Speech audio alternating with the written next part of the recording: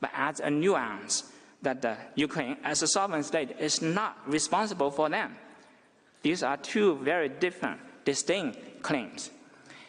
It is one thing to allege that there has been no genocide in the Donbass, and quite a different thing to disclaim attribution of such acts to Ukraine. Thus, Ukraine's new claim in the memorial requires the court to examine issues that are extraneous to Ukraine's original claim and is neither implicit in its application nor does it arise directly out of the question, which is the subject matter of that application. And I'll come to paragraph 178C and D of the memorial. Originally, Ukraine asked the court to confirm Russia's special military operation and recognition of the DPR and LPR had no basis in the Genocide Convention. In the memorial, Ukraine changed its claim and seeks to establish Russia's responsibility for allegedly violating Articles 1 and 4 of the Convention. There's a glaring difference between actions that have no basis in a treaty and actions that violate that treaty. In Equatorial Guinea versus France, the court used the phrase, find the basis in the Convention, as a synonym of exist under the Convention. If an action has a legal basis in a treaty, then this action is allowed by the treaty or at least is regulated by it. This is clearly not the case as violating the treaty. Action that is not allowed or regulated by a source of law does not necessarily violate it. To illustrate, a state's right to explore the moon has no basis in the UNCLOS, but it would be wrong to say that the UNCLOS is violated every time when a state sends something to the moon. Thus, a violation of the Convention claim cannot be said to have been implicit in a no basis in the Convention claim, or has arisen directly out of it.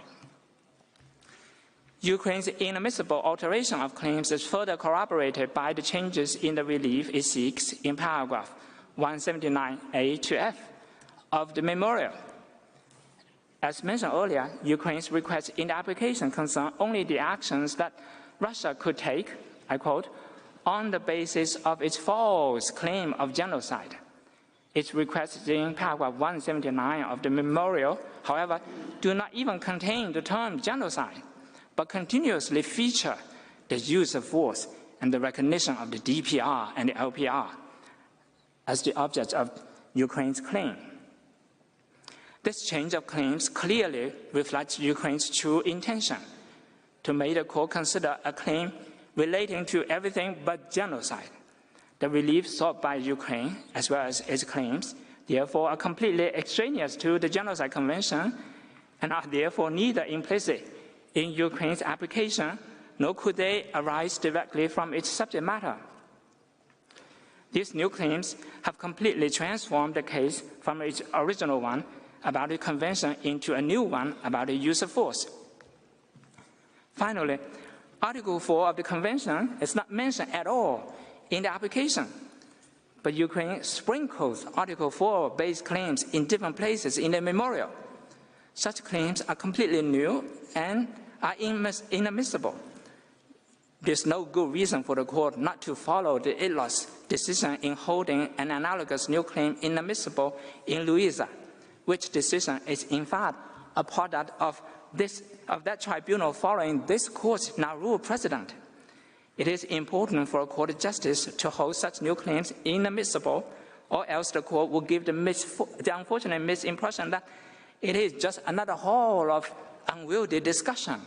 And further, in the context of this very treaty, that as long as the word genocide is mentioned in the application, all claims tangentially about the Convention can be added later on in the proceedings, leading to great abuse of it. In any event, the now-rule criteria cannot be met here.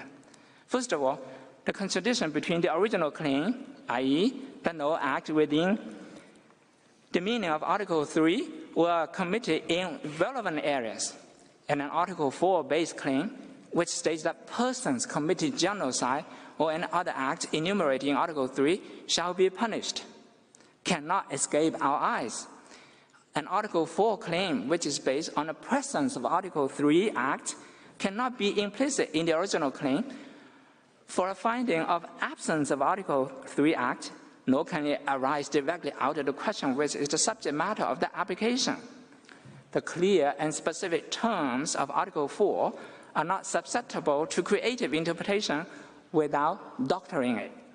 Ukraine tries to cure the problem by asserting that Ukraine's Article 4 claim, however, is a related claim under Article 1 and arise from the same subject matter. This, in fact, is saying that the link is of a general nature. Such a link, even if correct, is insufficient to rescue its new claims.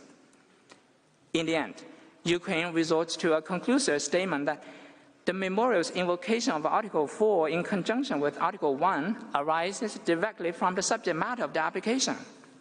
The nature of Article 4 and of the original claim is such that adding Article 1 or any other articles would not remove the contradiction between Article 4 claims and the original claim, nor can it establish a link between them that will meet the NÓNG criteria.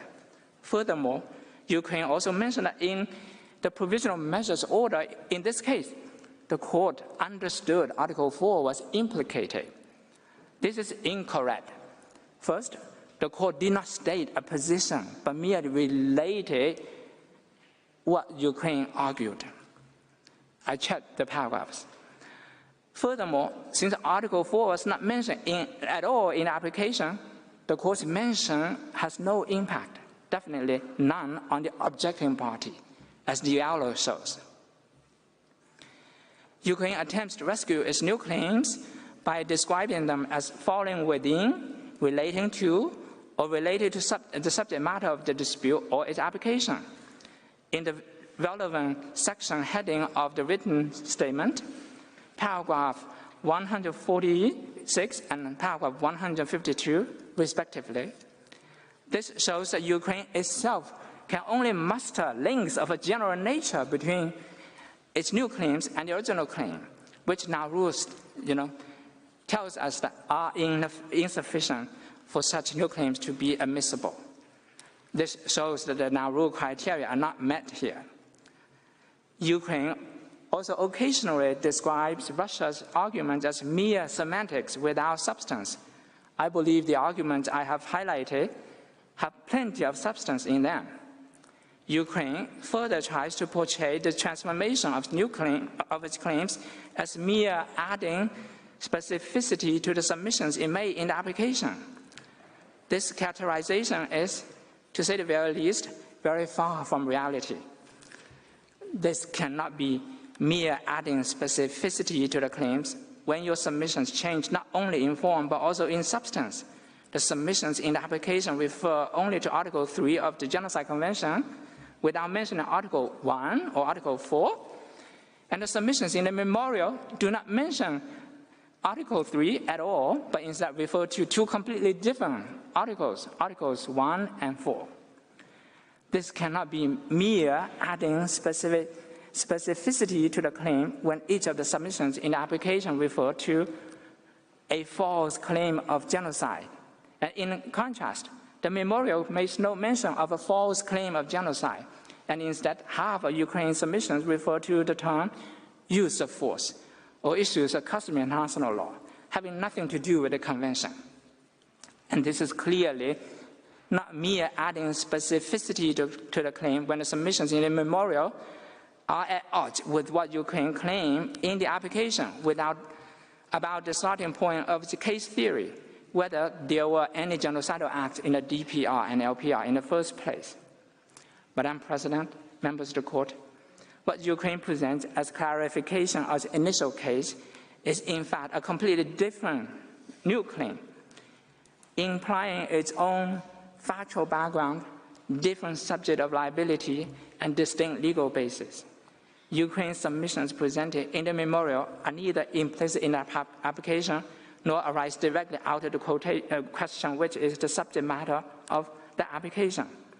Therefore, Russia asks the court to declare inadmissible Ukraine's new claims presented in paragraph 178b to d and paragraph 179a to f of the memorial.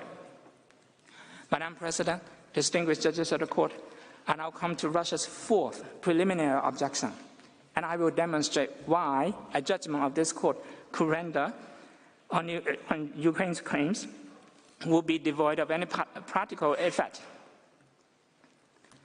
This court has been established as a court of justice to deliver justice. To deliver justice, the court must be also the guardian of its own judicial integrity. As the court teaches in the Northern Cameroon's case, the court should only pronounce judgment that have practical effect, judgment that can affect existing rights and obligations of the parties, thus removing uncertainty from their legal relations. Or put another way, judgments that would be capable of effective application or susceptible of compliance or execution. In our case, the critical question is, can the court render a judgment under the Genocide Convention that will affect existing rights and obligations of the parties, thus removing uncertainty from their legal relations, surrounding the special military operation or Russia's recognition of the DPR and LPR, or would be capable of effective application or susceptible of compliance or execution? The answer is a resounding no. First, the rights and obligations of parties surrounding the special military operation or Russia's recognition of the DPR and LPR arise under the right of self-defense under Article 51 of the UN Charter and relevant customary international law, over which the court has no jurisdiction. Any potential judgment of the court in this case instituted under the Genocide Convention cannot possibly or properly address the right of self-defense under Article 51 of the UN Charter and relevant customary international law, and therefore cannot affect the rights and obligations or remove the uncertainty in legal relations arising under these bodies of law. Secondly, any potential judgment that the court might render under the Genocide Convention in this case would not be capable of effective application or susceptible of compliance or execution under Article 51 of the UN Charter and relevant customary international law. This is so because the Genocide Convention on the one hand and Article 51 of the UN Charter and relevant customary international law on the other are distinct bodies of law, and a decision made under one does not prejudge the lawfulness of the same act under the other. More importantly, a decision under the Convention cannot override Russia's inherent right of self-defense under Article 51 of the UN Charter and relevant customary international law, which no doubt is jus cogens. As has been noted at an earlier stage of this very case, the right to self-defense recognized in Article 51 is inherent in every state and cannot be overridden by any pronouncement that the court may make as to the consistency of Russia's military operation with the Genocide Convention. As a result, whatever decision that the court may render under the Genocide Convention over Ukraine's claims may not have any practical effect on the realities on the ground which have arisen under Article 51 of the UN Charter and customary international law. In addition to Northern Cameroons, the court has also emphasized the importance of ensuring that a judgment be capable of effective application or susceptible of compliance or execution, and not wholly an academic exercise. Ukraine prefers not to see this emphasis. Ukraine pinned a Genocide Convention label to the happenings on the ground and continues to cling to such a label for jurisdictional purposes, but its claims betray their true nature. Ukraine's memorial demands the court order Russia terminate the use of force, all shown on the screen for you, which I need not read. Clearly, these are claims arising under Article 51 of the UN Charter and relevant customary international law. Furthermore, as Russia has explained many times and in many fora, which Russia reiterates here, Russia never claimed such rights and never used the Genocide Convention as the basis for its actions. They are based on the right to self-determination and its inherent right to self-defense. Also enshrined in Articles 2, and 51 of the UN Charter, and on corresponding customary international law. In light of all this, any judgment that the court may render under the Genocide Convention would not affect existing rights and obligations of the parties, thus removing uncertainty from their legal relations surrounding the special military operation or Russia's recognition of the DPR or LPR, or be capable of effective application or susceptible of compliance or execution. Ukraine attempts to distinguish northern Cameroons on a number of grounds. That attempt fails. First, Ukraine quotes the court's statement that a judgment must have some practical consequences in the sense that it can affect existing legal rights and obligations of the parties, thus removing uncertainty from their legal relations. As already shown above, Russia's legal rights stem from the UN Charter and customary international law, and are thus not capable of being affected by a decision under the Genocide Convention. Furthermore, there is no uncertainty between Russia and Ukraine on the question whether the Genocide Convention provides a basis for armed intervention. Both parties agree that it does not.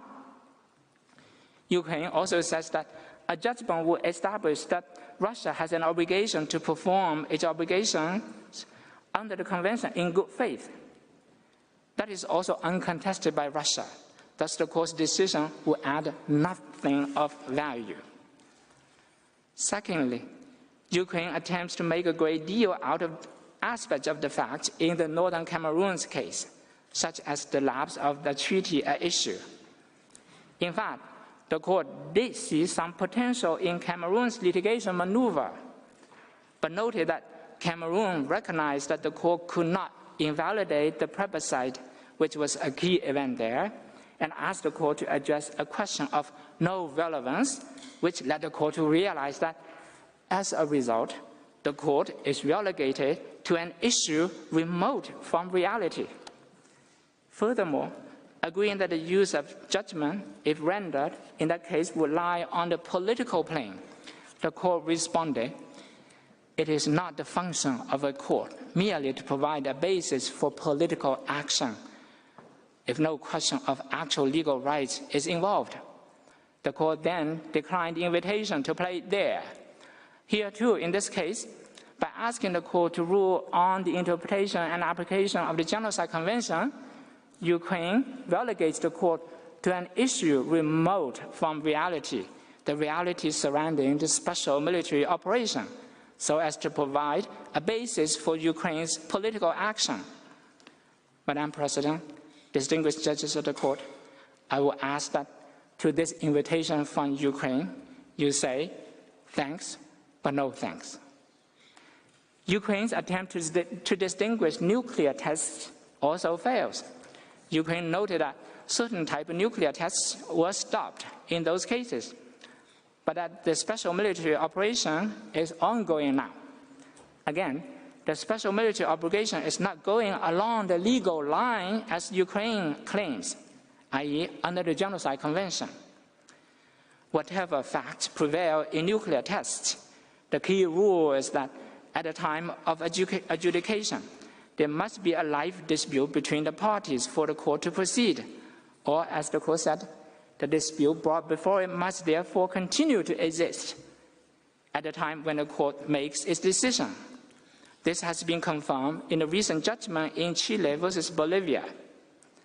Here, there had never been a dispute between the parties under the Genocide Convention to begin with, as Russia never claimed that the convention what Ukraine put in Russia's mouth, which was made clear in Russia's letter to the Security Council before the filing of the application, and affirmed in Russia's letter to the court dated March the 7th, 2022. Quite a few other statements confirm the same point. Ukraine also suggests that reparation for the harm suffered due to Russia's non-compliance would represent practical effect. However, such reparation would be impossible if the alleged harm was due to Russia's exercising its right to self-defense. over which the court has no jurisdiction. And any such right of Ukraine will be overridden by Russia's right of self-defense.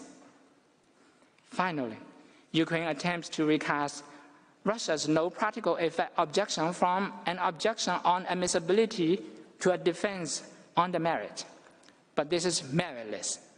Ukraine argues if Russia wishes to deny that the Convention played any role in its actions, then Russia is free to present the alternative factual narrative as a defense on the merit.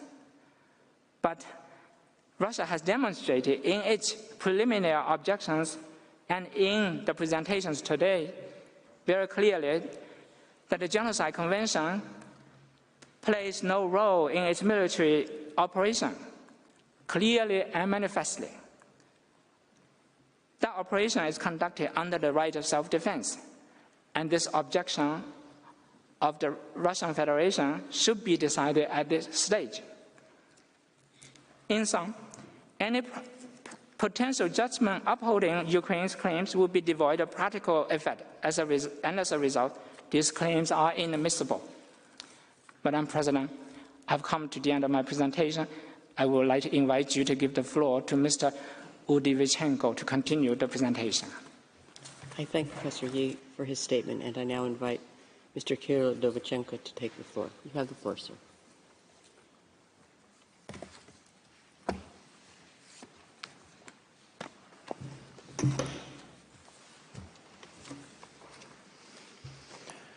Madam President, distinguished members of the Court, it is an honor for me to appear before you today on behalf of the Russian Federation. I will present Russia's fifth and sixth preliminary objections, and I begin by demonstrating that Ukraine cannot present, at least not in this court, a reverse request that there is no evidence of genocide.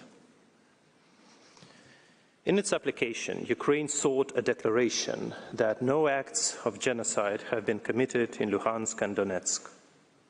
In the memorial, Ukraine changes its claim and requests the court to declare that there is no credible evidence that Ukraine is responsible for committing genocide. Russia has already explained why this change is inadmissible. Nevertheless, both the original claims and the new claims are formulated to seek a negative declaration. Thus, none of them can be accepted by the court for this reason alone. The court has before it an unusual situation where a potential wrongdoing state attempts to preempt the orderly process and rushes to the court to get a judgment that there is no breach of its obligations.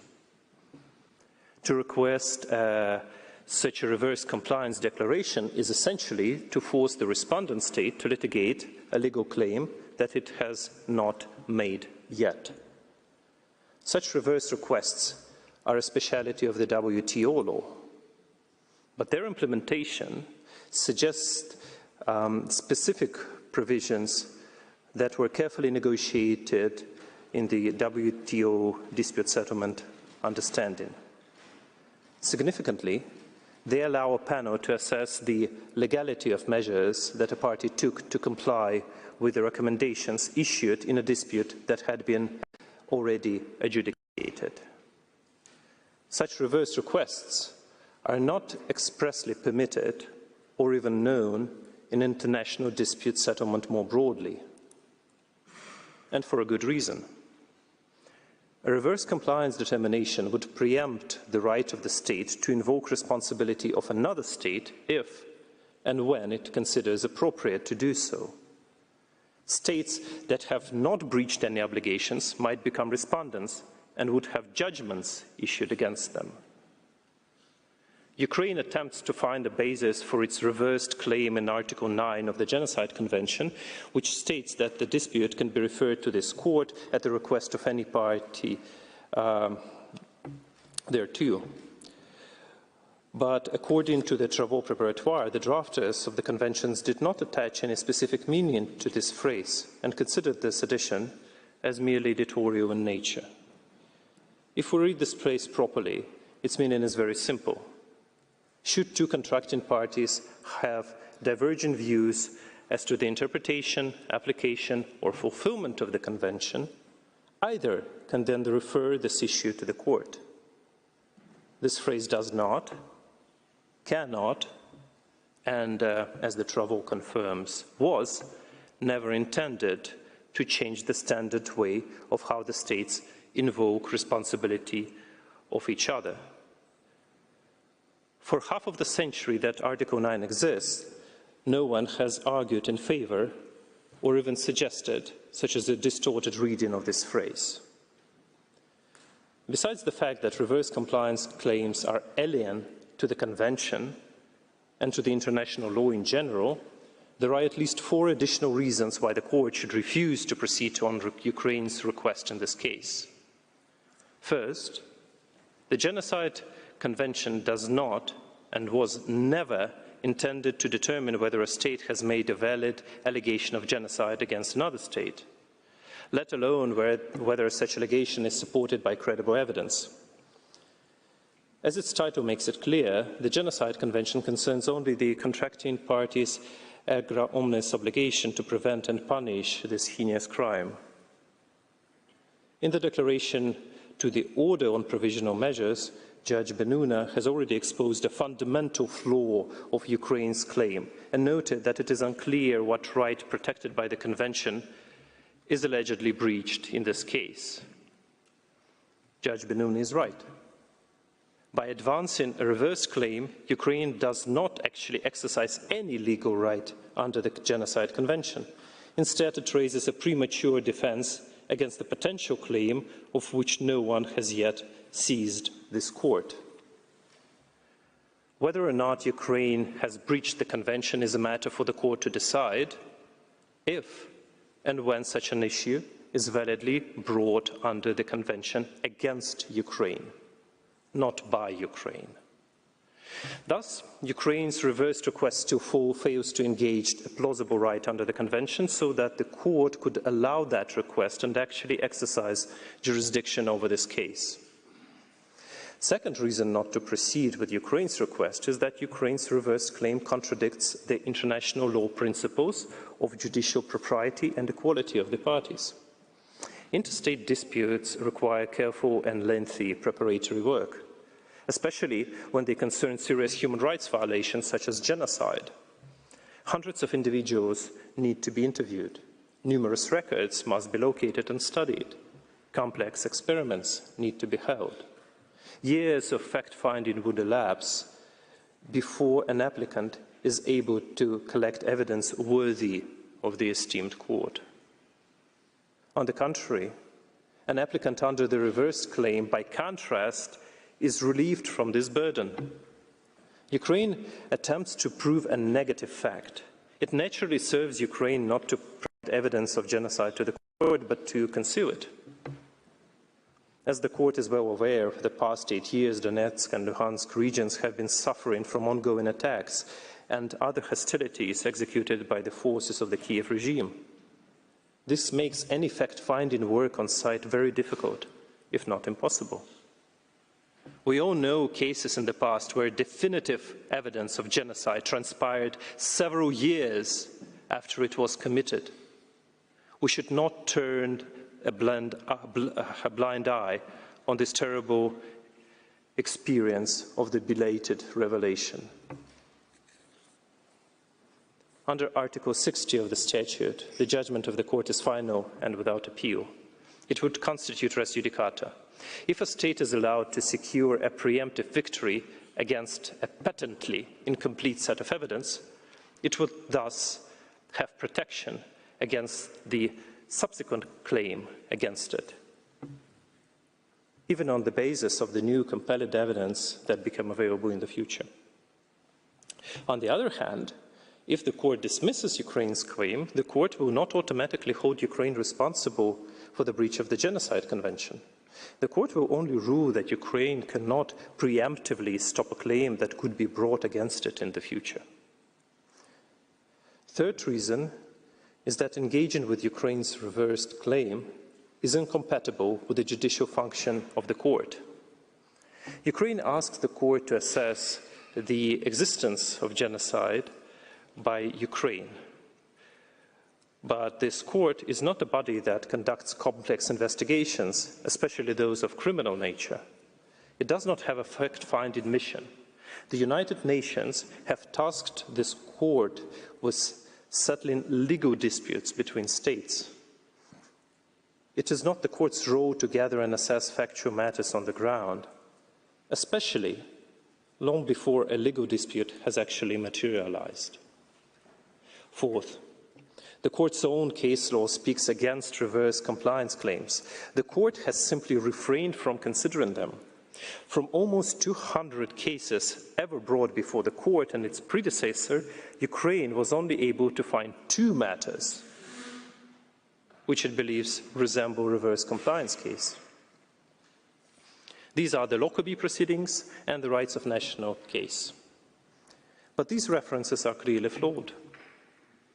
Judge Shahabuddin warned that the judgment may not be deemed as a convincing precedent when it did not rule on the disputed legal point. This consideration is applicable to the present case. In the cases relied by Ukraine, the reverse nature of the claim was not subject to court's review.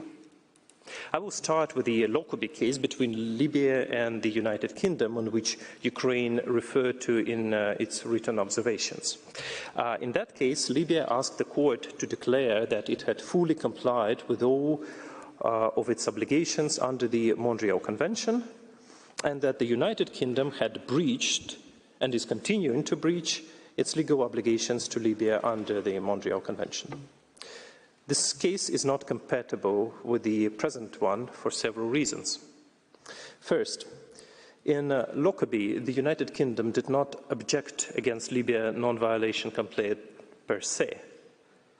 Unlike the present case, its objections relied only to the existence of dispute between the parties and did not concern admissibility of Libya claim.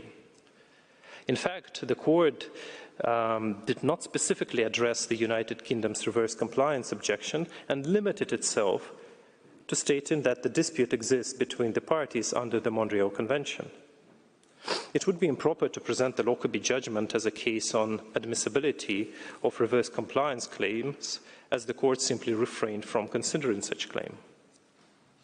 Second, Libya's application on Lockerbie concerned its compliance with specific obligations on cooperation in criminal matters. Libya claimed that it had taken all measures to fulfill its duties under the Montreal Convention. Libya addressed the court with a request to prove a positive fact, that all measures were taken. On the contrary, Ukraine takes the matter much further when seeking a negative finding, that the genocide did not take place. In order to argue that Lockerbie is relevant, Ukraine needed, or at least to argue that it took all reasonable measures to prevent genocide from happening. This, of course, would not make the underlying claim admissible, but the reference to Lockerbie would only then be appropriate. Third, in Lockerbie, Libya only asked the court to issue a declaratory judgment. In contrast, Ukraine raises the stakes and requests various specific remedies. Ukraine has also referred in passum to the rights of national case. Earlier, Russia has already demonstrated why that matter is completely different from this case. First, the rights of nationals did not concern the investigation of crimes, especially of such magnitude as genocide. In that case, France asked the court a question of a purely legal nature: whether certain domestic regulations are consistent with international treaties. This question did not hinge upon the examination of evidence. Second, as in the Lockerbie case, France did not seek any remedies in this regard. In contrast, Ukraine asks the court to award various remedies, including compensation. Third, the rights of national case concerned what was essentially a bilateral matter between two states, whereas this case, the obligations under the Convention are of the erga omnes nature. Fourth and finally, even if one could consider France's application on the rights of national case to be even remotely similar to Ukraine's request in this case, Any such resemblance ended when the respondent state, well, in that case the US, chose not to pursue any objections on the jurisdiction or admissibility. Instead, it brought a counterclaim against France. From that moment, the rights of nationals was transformed into a standard contentious case between the two states. As you may see, there are fundamental reasons why the court has never dissented to consider reverse claims in the context of invoking responsibility. Any such judgment would not rest on solid facts, would not be fair, and would only spawn prejudice. Madam President, this concludes my arguments on Russia's fifth preliminary objection. I would now move to the final one. The court's case law acknowledges the existence of inherent limitations to its judicial function. One of such limitations recognized by the court is one party's abuse of process. The court has indicated that if the circumstances so require, it may render application inadmissible and decline to proceed with the case based on the abuse of process doctrine. According to Professor Kolb, abuse of process can be described as the use of procedural instruments with the aim to secure an undue advantage to oneself with the intent to deprive the proceedings of their proper object and purpose or outcome.